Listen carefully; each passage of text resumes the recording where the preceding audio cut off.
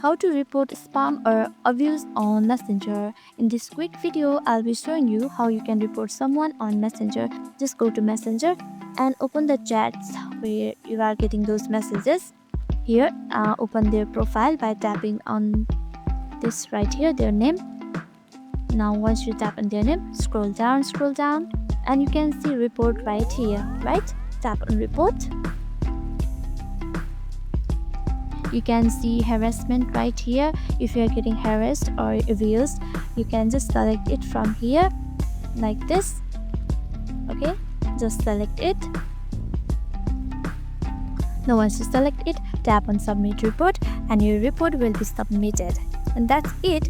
This is how you can report someone on Messenger. Hope this video helped you out. If it did, make sure to give this video a thumbs up and subscribe for more tips and tutorials. Thank you for watching.